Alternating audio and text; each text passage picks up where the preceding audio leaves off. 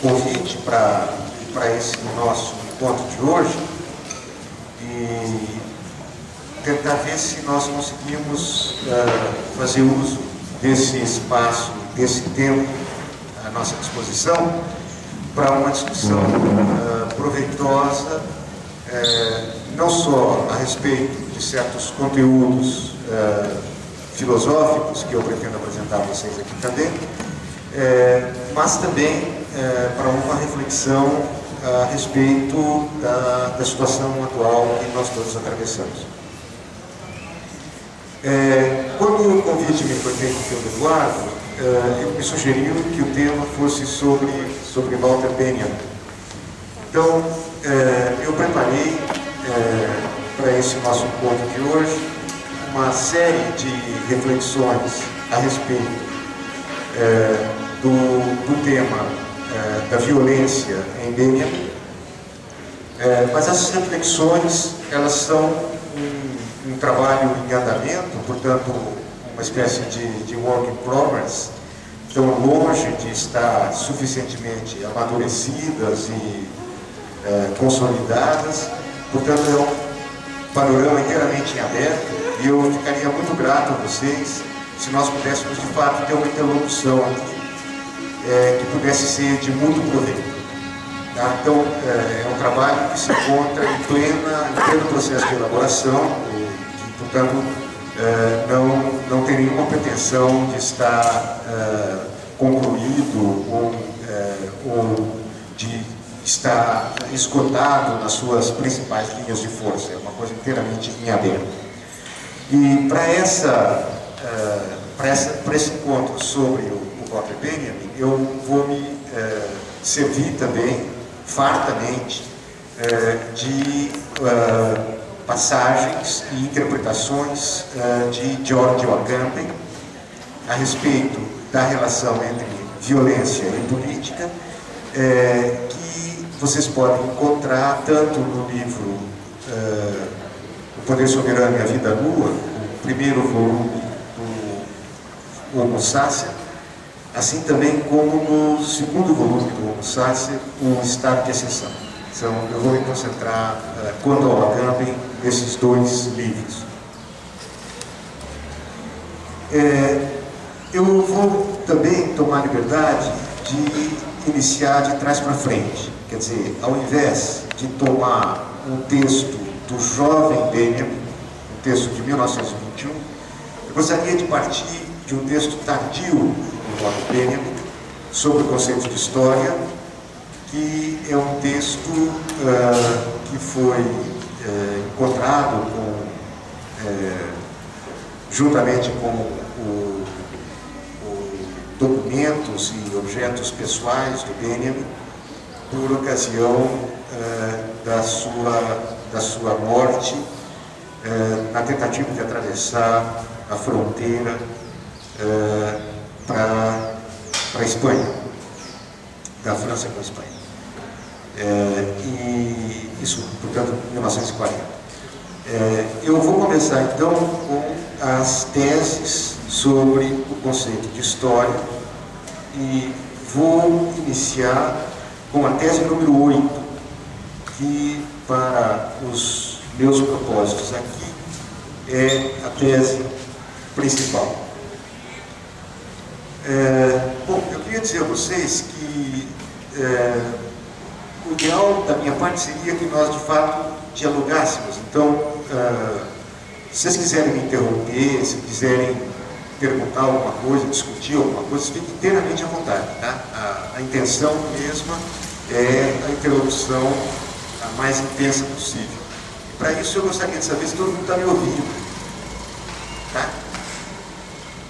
Eu tenho a impressão que de vez em quando o microfone falha aqui. Quando isso acontecer, dá um toque, tá? Bom, eu começo então com a 8ª tese desse texto tardio sobre o conceito de história. Aproveito para indicar uma tradução brasileira de excelente qualidade, feita pelos nossos colegas Marcos Lutzmiller e Jean-Marie Gagneban, e publicada publicada sob o título Aviso de Incêndio, que vocês podem encontrar facilmente aqui na biblioteca do IFCH. A oitava tese sobre o conceito de história tem a seguinte formulação: a tradição dos oprimidos nos ensina que o estado de exceção no qual vivemos é a regra. Nós temos que chegar a um conceito de história que corresponda a isso. Então, será a nossa tarefa promover um estado de exceção efetivo, colocá-lo diante dos olhos e, através disso, melhorar a nossa posição na luta contra o fascismo. Eu paro aqui na citação da oitava tese e gostaria de destacar inicialmente alguns pontos. Em primeiro lugar, a ideia de que a tradição dos oprimidos nos ensina alguma coisa. Isso mostra que a tese é escrita perspectivamente, ou seja, a partir de uma certa perspectiva. E a perspectiva segundo a qual a tese é escrita é a perspectiva da tradição dos oprimidos. E esta tradição dos oprimidos nos ensina que o estado de exceção no qual vivemos é a regra.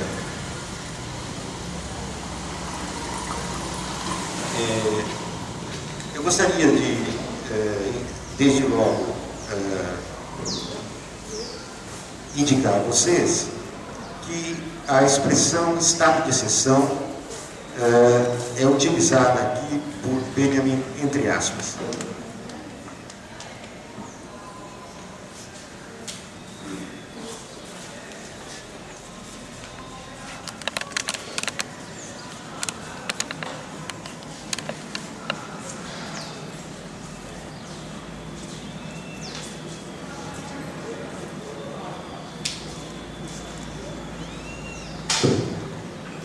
Então, o fato de Benjamin utilizar a expressão estado de exceção, entre aspas, indica com toda clareza que a intenção é fazer uso de um termo técnico,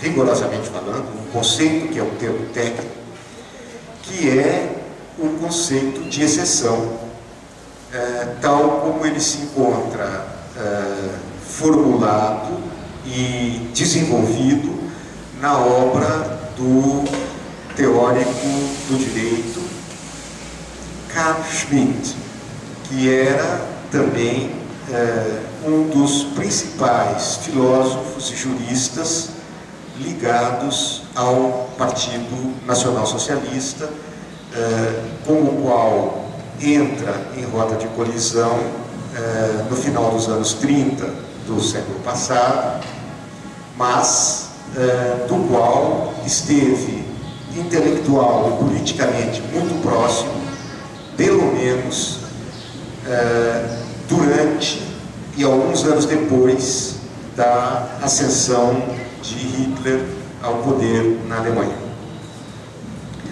Então, Schmitt era, nesse período, portanto, no período em que Benjamin escreve os seus principais textos, e no período em que Benjamin escreve os seus últimos textos também, é uma grande referência, era talvez o mais importante de todos os teóricos nacionalsocialistas. Havia, evidentemente, filósofos,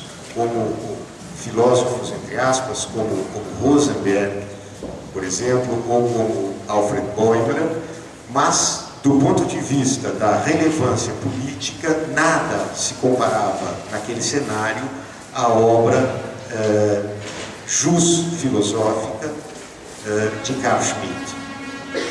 E o termo central, o termo fundamental de Schmitt, justamente o conceito sobre o qual Schmitt pensa a soberania política, é o conceito de estado de exceção. Então, aqui a ponta de lança do argumento de Benjamin é diretamente voltada contra o conceito schmittiano de estado de exceção, como que a indicar que existem pelo menos dois pontos de vista a partir dos quais pode-se considerar o conceito de estado de exceção.